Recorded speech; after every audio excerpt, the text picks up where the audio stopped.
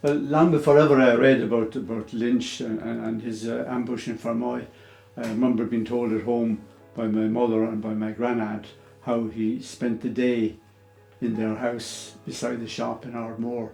They used to show me this lounge that he laid on, because he was actually wounded and probably exhausted, having walked from the ferry point most of the way to Ardmore. But the fact was that they did have an ambush in Fermoy with about 25 to 30 volunteers. They ambushed a party of about 15 British soldiers who were armed on a parade to church, the Wesleyan church in Fermoy. So they did hold them up, and they eventually managed to get the guns. So they took away the guns in a car, and Lynch, who was wounded, was taken away to Youghal. He was kept overnight in a cottage somewhere near the edge of the golf course in Youghal, on the back of Windmill Hill. And the following day they had arranged to be picked up by Pax Whelan in a car. So Pax arranged for the car, and he got the car to go to Old Parish, pick up Jim Mansfield, and they headed for Ardmore.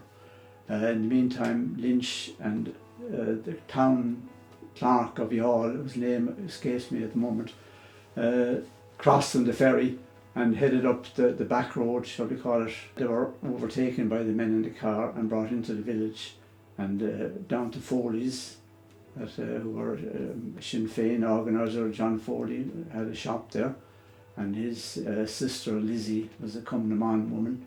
So they attended to him and laid him, as I said, on the couch in their hallway beside the shop, and he was kept there for most of the day, and had tea and cake, my mother told me.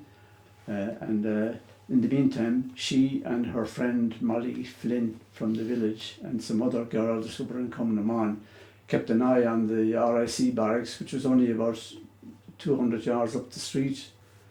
So anyway, the car eventually took him to Dungarvan, to Miss Broderick's, and he was taken from there to Cooney's farm.